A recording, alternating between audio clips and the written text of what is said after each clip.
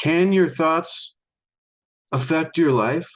Well, of course, but how? Change your thoughts, change your life, ladies and gentlemen. It is Tuesday, and you know what that means? It's time to do the Tao now. Reading from Dr. Wayne W. Dyer's Change Your Thoughts, Change Your Life, Living the Wisdom of the Tao. And we've been learning from each verse of the Tao Te Ching on how we can apply its great wisdom from Lao-tzu 2,500 years ago into practical use today on so many wonderful subjects. And so today's chapter from Dr. Wayne Dyer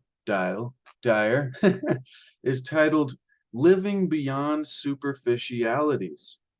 And so that's a fascinating thought. Superficialities. What does that mean to you, ladies and gentlemen? And it is also the 45th verse of the Tao Te Ching. And so without any stalling, let's dive right into today's lesson on living beyond superficialities. I'm not sure what I'll title this at the end, but that will probably be a better description of what this is about. But so, the 45th verse of the Tao Te Ching. The greatest perfection seems imperfect, and yet its use is inexhaustible. Its use is inexhaustible. The greatest fullness seems empty, and yet its use is endless. Great straightness seems twisted. Great intelligence seems stupid. Great eloquence seems awkward. Great truth seems false. Great discussion seems silent. Activity conquers cold. Inactivity conquers heat. Stillness and tranquility set things in order in the universe. Fascinating, ladies and gentlemen. This is another one of those verses using a whole bunch of paradoxes and in ways of saying that one thing can seem to be a way that it is not actually, like the great eloquence seems awkward, or the great discussion seems silent.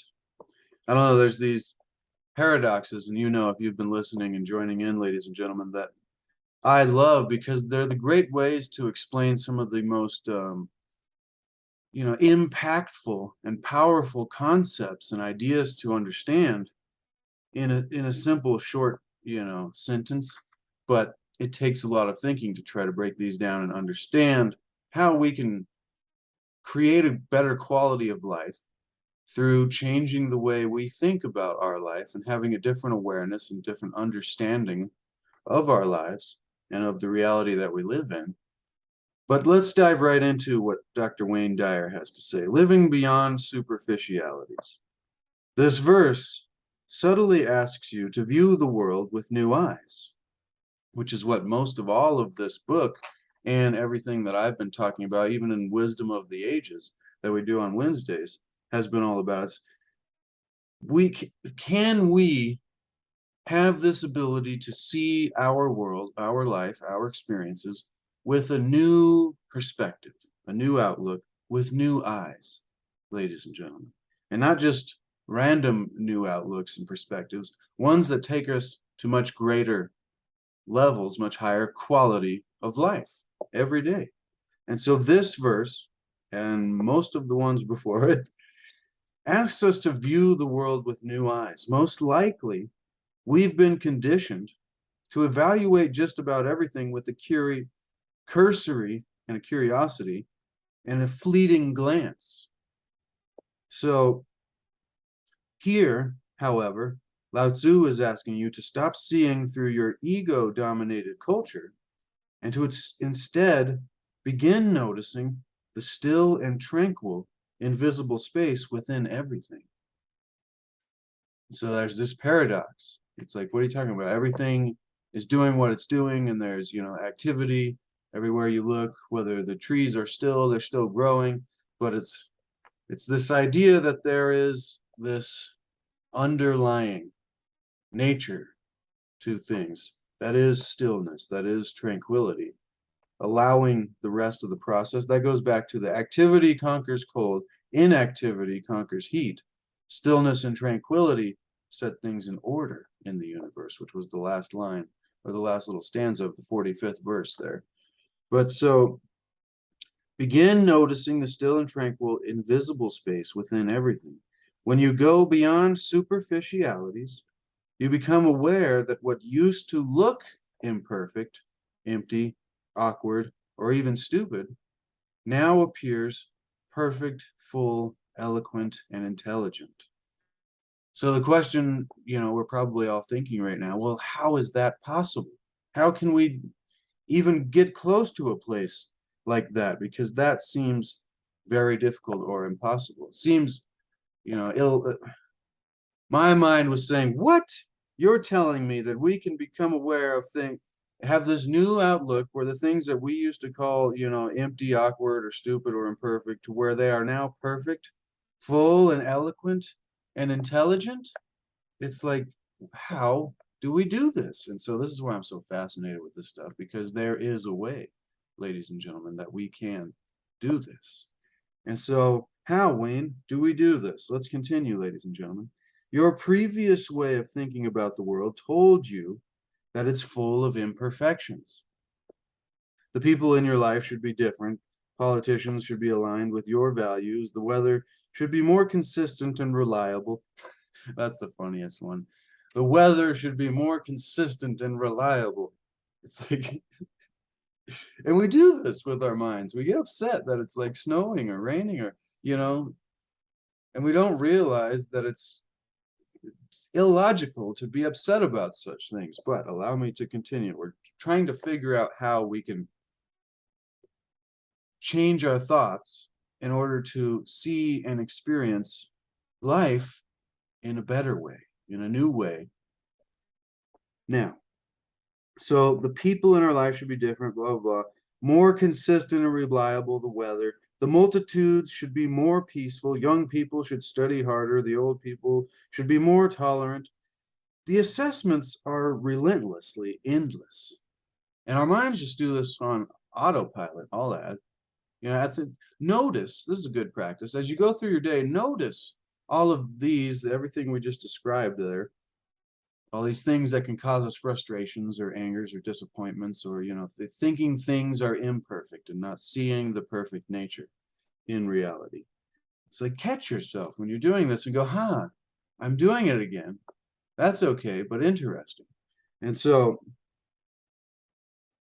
the assessments are relentlessly endless, and they're all based on teachings that we have adopted, ladies and gentlemen.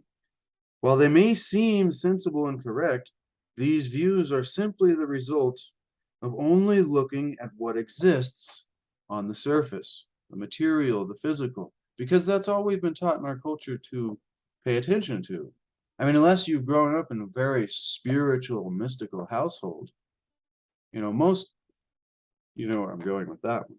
Now, hold on a minute, Wayne says. This verse of the Tao Te Ching seems to say, try looking at it this way. What seems to be imperfect has perfection underneath the surface. And what seems empty and false has a profound spiritual truth supporting it. So still, my mind, and maybe yours, is going, but how do we see this? How do we find it in these things that we think are so imperfect and false and wrong? And continuing, Wayne says, the paradox here is evident. Hunger does not exist in the world as an element of the perfection of the Tao. And the desire to help those who are starving. See, this is where these paradoxes start to make powerful understandings. The paradox here is evident. Hunger does exist in the world as an element of the perfection. Say, hunger, how could that be perfection? See, my mind, the first time I read that, automatically edited into hunger doesn't exist in the world as an element of the perfection of the Tao, of the source, of God, of the, universal intelligence, whatever you want to call it, great spirit, this force that is running that is the underlying essence of the operation of reality. Shoot, some people could even think it's just a program and we're in a simulation. But that's a different topic, ladies and gentlemen. We're talking about how we can just simply practically begin to apply new ways of thinking through new understandings to increase the quality of our life just a little bit every day over time by working and putting in practice and repetitions and getting better at it. Because there is a way, ladies and gentlemen. That's the problem. Most people don't understand or even consider that we can do something about the struggles we have in our life, because the struggles we have in our life, ladies and gentlemen, start in our mind. Even though we may be blaming everything outside of us, that's part of our thought process. And so if we can begin to take back our power, our responsibility, and begin not blaming ourselves, but taking accountability for what we choose to focus on and think on, and what we choose to depend on for the quality of our life.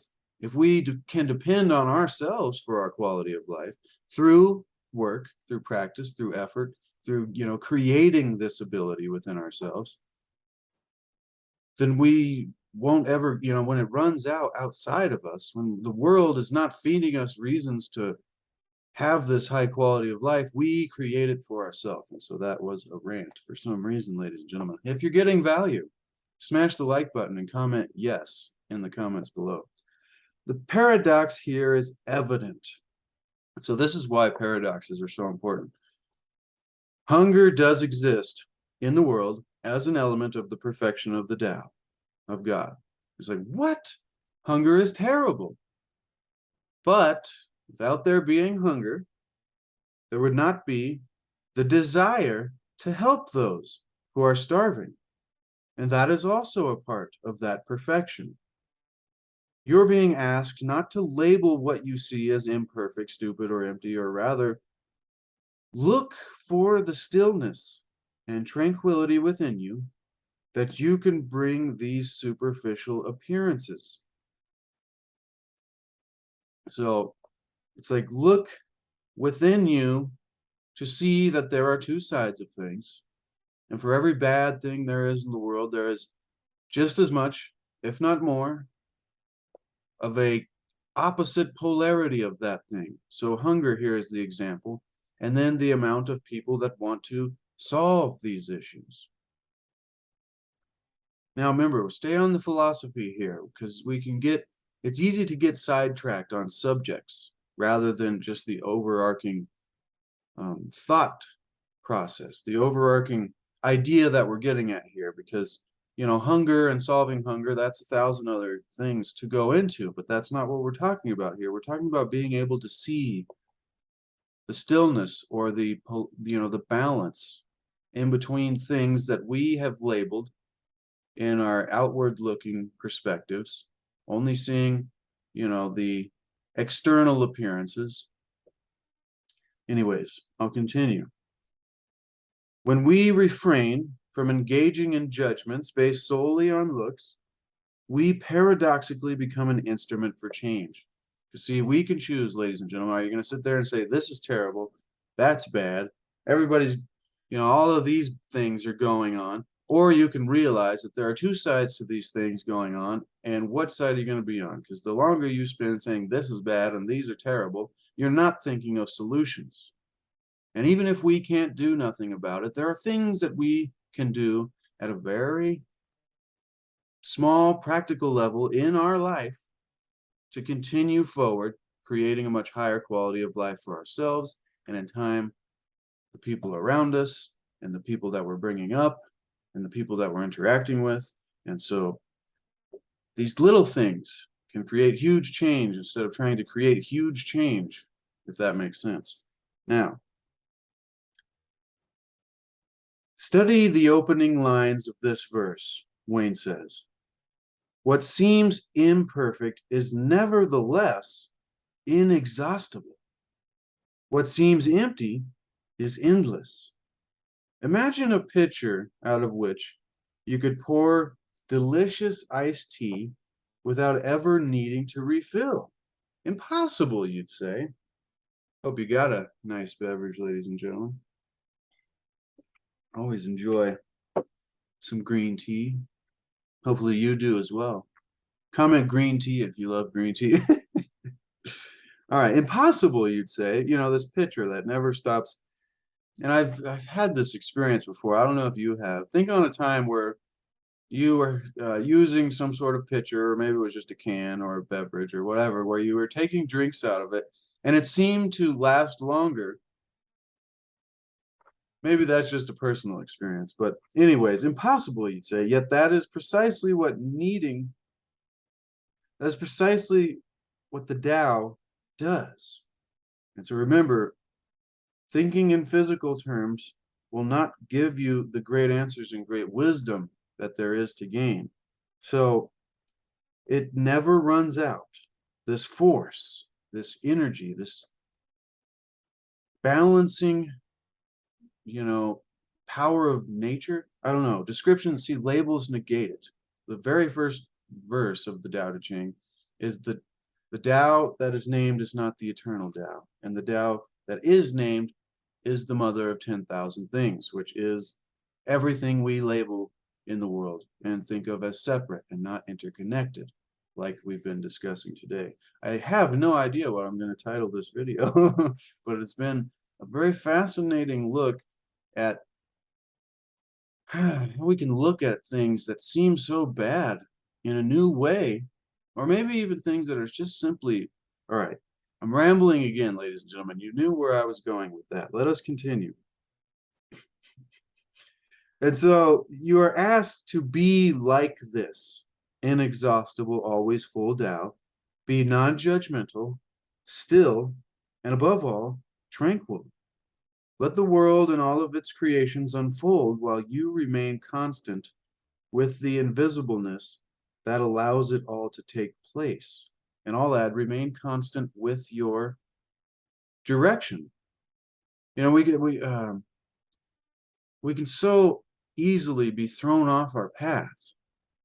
And so it's important to, continue, but not be pushing and forcing and striving and trying harder and, all of these things. It's like, let it flow through you, which is very confusing if you've never pondered on that subject. It's like, how do I let my life and the activities that I want to do become something that just happens naturally as a part of what it is that I'm doing anyways, rather than forcing and pushing and, all of this anger and tension and stress that comes from being so connected to the physical perspective of things, or this idea that we are it and there's nothing else that's helping us do what we are. But there's a great saying that says, you aren't doing anything, you are being done. And so I think about that, like this force, God. I think a lot of people use God to describe it.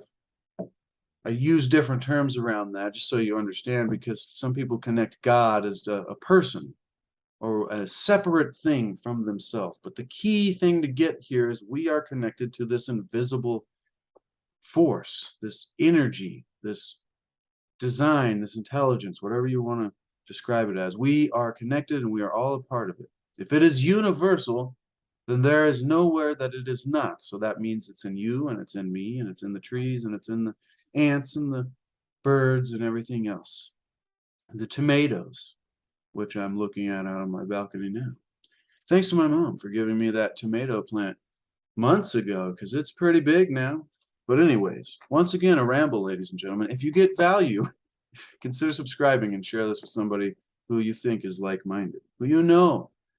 Share it with anyone. Heck, it's probably good for anybody. But they might be confused because it's a little bit deep. So I hope you're following this, ladies and gentlemen.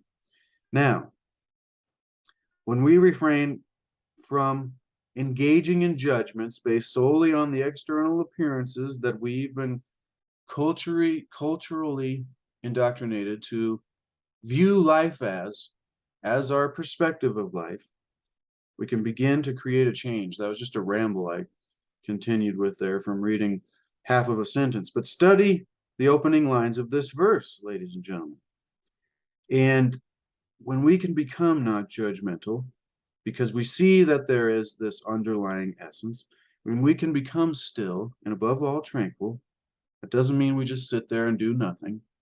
It means we find a way to do this in our daily activities, which is difficult because the non-judgment part of it, non-labeling things as imperfect or messed up and not working right, that is the process, trying to figure the how we do that out. And this is, how do we do it, Chase? Come on. We still haven't, we've kind of explained a little bit, but Wayne, let's continue, man. Allow whatever you feel. So it's like, let the world and all of its creations unfold, whether we want to call it bad or good, while we remain constant with the invisibleness that allows it all to take place. Allow whatever you feel deep within you in that quiet and peaceful space. And see, that might take cultivation too, so don't feel bad if you're like, there is no quiet and peaceful space inside of me, Chase. It's like, yes, it's there. You just have to begin working on building it. And how do you do that? Well, you know, we've talked about all of this in this whole series. I mean, we're on the 45th verse, ladies and gentlemen, and we've also talked a lot about that in the wisdom of the ages. So, build that quiet space and allow whatever you feel deep within you in that quiet and peaceful space to guide you in the direction that is your true destiny. Instead of being so attached, I'm rambling a lot, but instead of being so attached to these labels that we put on things as imperfect or, you know, should be better, this should be that way, this person should change, it's like, you almost have to like disconnect from those kind of viewpoints and see that it is what it is, regardless of how we label it. Some people could have the opposite perspective. It's subjective. That means you're, you know, it's just up to you and how you want to choose to look at it. And so if you go, well, maybe instead of me thinking it's so bad or so, you know, that should be so different, maybe it's part of a larger process that you know, that isn't my responsibility, but then my process is my responsibility. And so I'm going to take, so you're going back to that still place. You're going back to your center. I'm going to take control of how I'm going to allow this to go through my processing and make a change. And so guiding ourselves in the direction.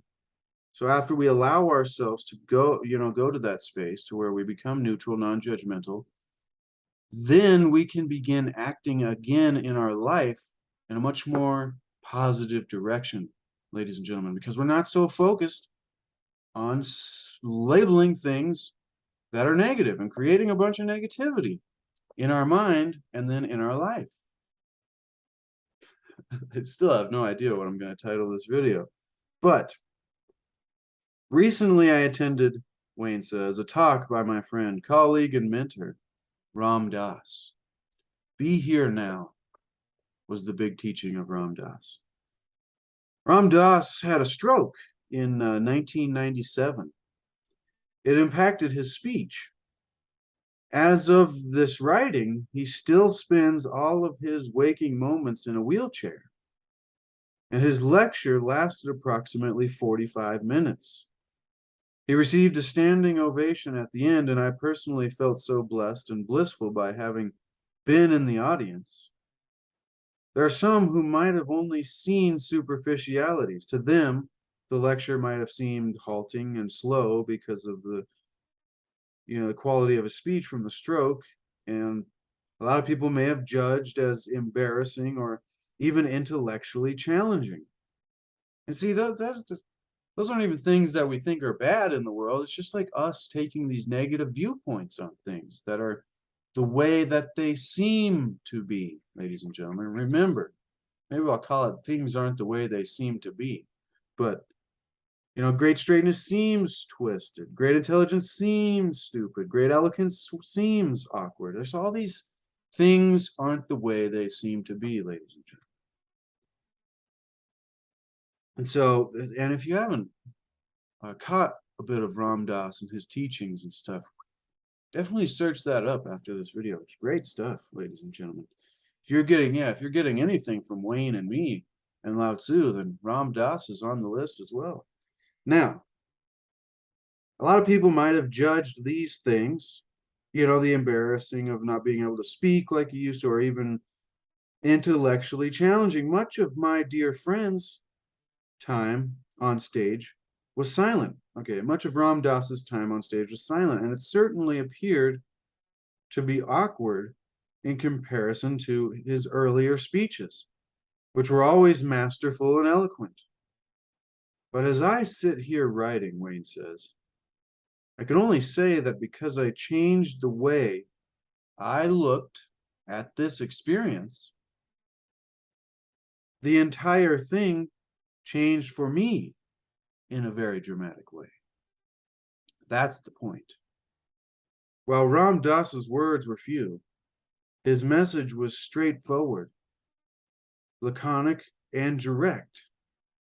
What might have appeared as unintelligible to others struck me as brilliance masked by circumstance. What could have been viewed as fumbling was articulate and perfect in every way. I heard a great presentation to a loving, receptive crowd that was done largely between long periods of luscious silence. Throughout this lecture, all of the audience members and I remained still and tranquil.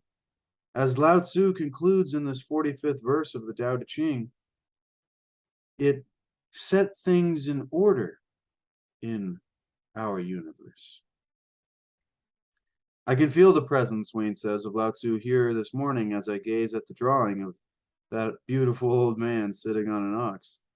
He seems to be urging me on to tell you how to apply this great wisdom, which comes from living beyond shallowness or superficialities. And so before we go into see imperfections as perfect, even if our ego mind cannot comprehend this, I wanted to make the point about that last bit about the Ram Dass story, is it's like, even though the experience could have been what it was, like he was describing, there was long pauses and Ram Dass can't speak the way that he used to, and all of these kinds of things. But the perspective that Wayne took, seeing it all as great and wonderful and beautiful, and who's going to argue? People can argue, but is that going to change the experience that he actually had while he was using his thoughts and his perspective on how he thought about what he was experiencing?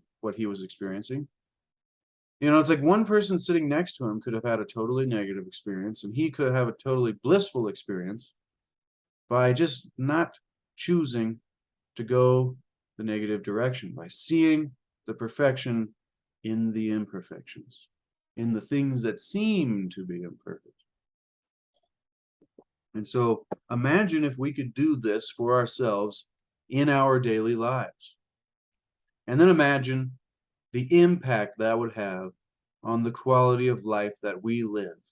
Because if the person sitting next to him that had the negative experience because they chose to see everything as all messed up, and Wayne, the other person there, person number two, chose to see everything as, non-judgment, or they weren't seeing things as messed up pretty much. They were choosing to see the beauty and, the things that are just fine because of circumstances. And it was a beautiful person. Number two is going to have a much higher quality of life. Person number one, person sitting next to Wayne, if they're doing that through their whole life, they're going to have a terrible quality of life. And what do we mean by quality of life? It's like, well, how much do you enjoy each of your moments? And it really is up to us.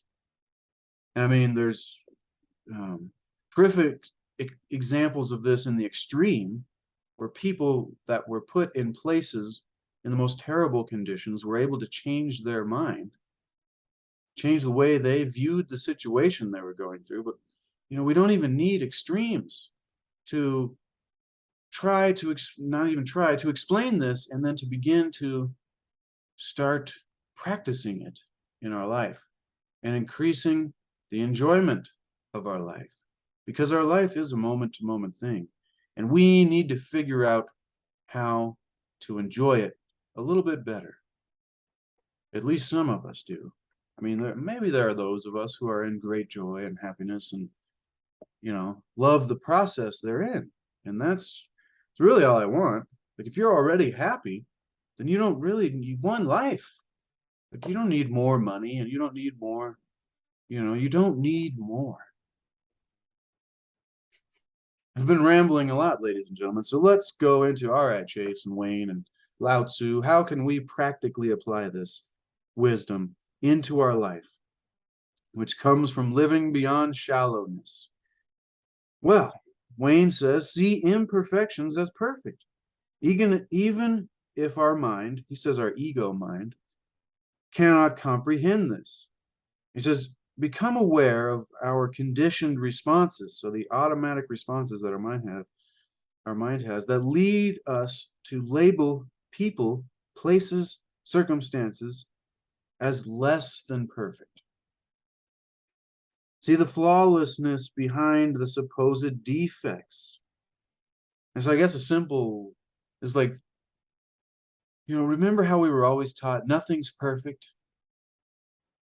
It's like maybe the exact opposite was always true. It's funny, the more that you learn, the more you realize everything that you were taught is like the exact opposite. And that's not like our parents or our teachers. It's just like the whole system, because everything they were taught too seems like it's like the more you learn, it's like this opposite world. But so begin to take that sentiment, nothing's perfect, and reverse it and say, well, if nothing's perfect, then that means everything is perfect. It's like everybody has things they're good at and things they're not good at. And that doesn't make anybody better than anybody else. It's just the labels that we put on it, calling it imperfect. And so, see the flawlessness behind the supposed defects. As I watched my children grow up, Wayne says, for instance, there were many times when their challenging behavior at a certain age was really a kind of brilliance. For example, I observed them refusing to eat certain nutritious foods, knowing that they needed to go through these phases in order to reach higher places. That's probably the most difficult process in parenting. But one day, ladies and gentlemen, to eat certain nutritious foods, knowing that they needed to go through these phases in order to reach higher places. An adamant refusal to eat vegetables isn't stupid or twisted thinking. It was perfect and necessary for them at the time. You can apply this same kind of patient stillness to your world, inch by inch. We evolve as people toward a fuller union with the Tao, with God, with the Force.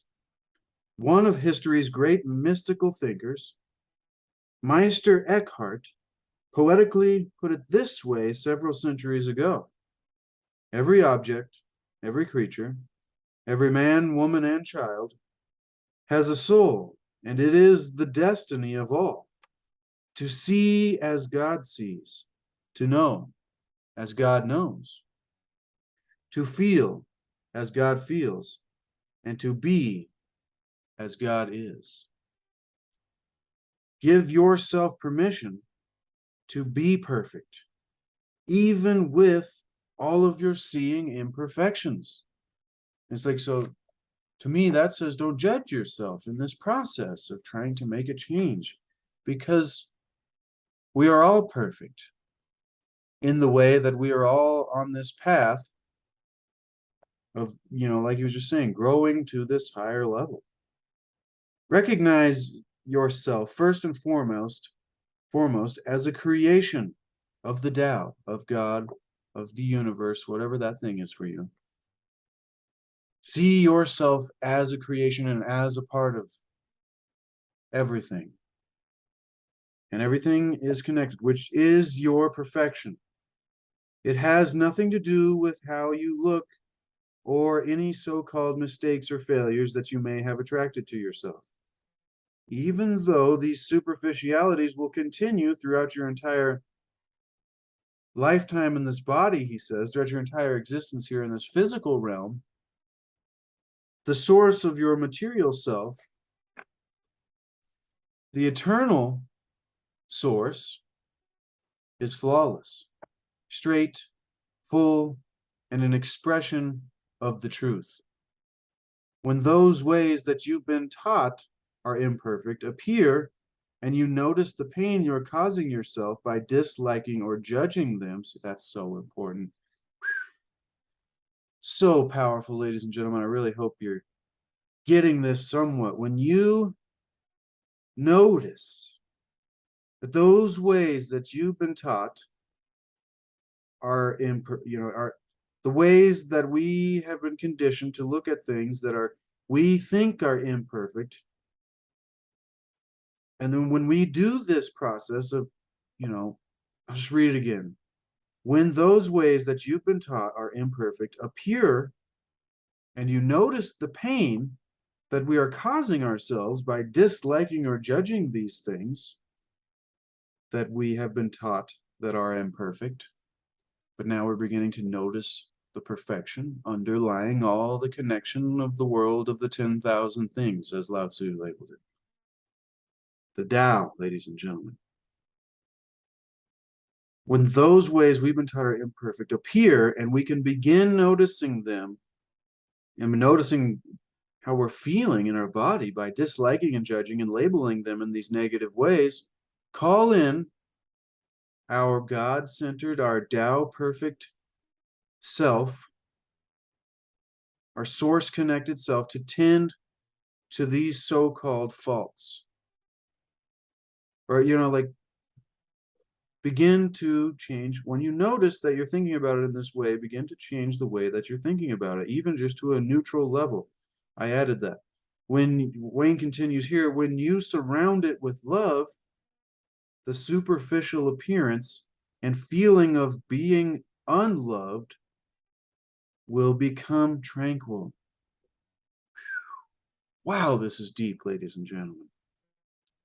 When you surround those judgments in your mind, I'm just trying to extrapolate this and how it comes out for me here from this powerful part of a paragraph here on page 222 of Change Your Thoughts, Change Your Life, Living the Wisdom of the Tao. It's like, so that's what it's all about. These little paragraphs here and there can have the hugest impact.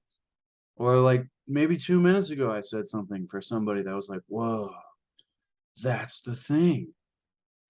That's going to allow me to be able to experience a little bit more enjoyment in life because I can see now. But so this thing, when the ways that we've been taught are imperfect appear, and we can then adjust it and surround it with love, the superficial appearance and feeling of being unloved will become neutralized, will become tranquil. The 13th century mystical poet Rumi, we love Rumi and Hafiz, sums up this perfectly in the short observation.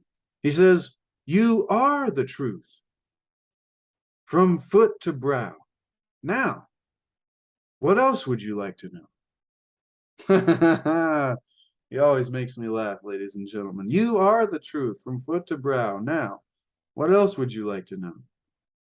Do the Tao now, ladies and gentlemen. This is why you should get this book for yourself and put it on your shelf so you can have it for physical reference. And, when you're having struggles in your life, dealing with your thoughts or the way that you're experiencing things and want to experience the things that you're going through in a new way, you can come back and reference not only the whole chapter, but these little sentiments, these little paragraphs at the end of each chapter, and how Wayne thinks and knows that we can apply this wisdom practically in our life. And so do the Tao now. What do we do, Wayne? Make a list of 10 things we have labeled as imperfect, wrong, or stupid. And then take one at a time and elicit the feeling in your body that's attached for them. So it's like sit there and allow and feel and notice how it makes our body feel when we think about these things in this negative way. And then allow the sensation to be observed and to be held in your thoughts from a perspective of loving permission. So love is like the solver. When you just give everything love and you're actually able to do it, big changes, ladies and gentlemen. But so allow these negative things to be observed and the sensation that we feel in our body because of the thoughts, which is something we don't usually think about, to be held in our thoughts from a perspective of loving permission. Do this for as long as we're comfortable, allowing the Tao now to be present. Remember, as you do this exercise, that the Tao is non-judgmental. It's another thing about this force, this God force that we've been talking about, is it's non-judgmental. So it doesn't take sides. That's why we're like, oh, why is there bad things in the world? It's like, well, the force running the world isn't like oh, I'm a solely good force. It's like there is polarities for existence, ladies and gentlemen, to take place. But we can have an effect on what kind of polarities we see and experience in our world. So do the Tao now. Remember as we do this exercise that the Tao is non-judgmental and it provides equality, or it provides equally. I don't know about it provides equality, but it provides equally to all. See, and it depends how we label it. So that's what this is really all about. You can take the sunshine and bask in it, or you can burn yourself to a crisp. It's just there. The Tao just is, ladies and gentlemen, and it doesn't care. Boom to knowledge. Boom to wisdom. Holy cow, that was a deep one, ladies and gentlemen. I have no idea how long we've gone, but it's 12:52 p.m. here, and I believe we started sometime around noon, so probably somewhere close to 50 minutes. That's a deep one. That's one of those things you could talk about forever, really. I mean, I would listen to a 5-hour conversation around these ideas from Wayne Dyer and Ram Dass and all the great mentors that have come into my life over the last 10 years. It's been a wonderful journey. I hope it's been a wonderful journey for you too, ladies and gentlemen. And we can begin to change our thoughts and change our life. The more and more we go through that book, the more and more the title becomes exactly what it is that's going on through this process. But round of applause, ladies and gentlemen. That was fantastic. That almost took it out of me a little bit. That's like, I need to sit and ponder on that one. And I mean, which is something I do all the time anyways, is I sit and ponder on these kind of thoughts and how we can do it, ladies and gentlemen, because we can do it. I know all the work that I have done over the last years, probably 10 plus years now on this journey of, thinking in new ways through just being obsessed with learning new things, which eventually led, down these rabbit holes of self-actualization and spirituality and, changing our thoughts and how we can change our life just by learning things. And so once again, I'm rambling, ladies and gentlemen, so we'll leave it there. Remember to seek to achieve and maintain happiness through enlightenment, through a greater awareness and a greater understanding of the reality that we live in, and seek to discover the wisdom of the ages, and seek to discover that great truth of the oneness, or of this connectedness, of this stillness, this tranquility that is the underlying nature of everything, including us, ladies and gentlemen. and begin to make happiness the way. There is no way to happiness, ladies and gentlemen, because happiness is the way. And so if we can begin making happiness the process, the activity that we bring to life, through this ability that we've cultivated within ourselves, through practice, we can begin to make this what we bring to life, then the goal that we've been striving and always telling ourselves, oh, I'll be happy when I get there, or if that ever happens, becomes irrelevant because we're already there, ladies and gentlemen. And then the entire journey is wonderful. All right. Thank you so much, ladies and gentlemen. I really love and appreciate everybody, especially those of you who spend time here with me and Dr. Wayne Dyer and Lao-tzu and all the wonderful authors and poets of the wisdom of the ages. And so remember to check the description below, expand it. There's links down there for the book itself, probably a Audible link, and a link to my Etsy shop with my landscape paintings. I just updated that, so I think there's like 42 of them available on there, ladies and gentlemen. And until next time, continue to notice when these negative thoughts pop up in our minds and begin to send them love and then switch in a new direction. Boom. All right. Love you, ladies and gentlemen. We'll see you tomorrow for Wisdom of the Ages. No, no, no, no, no.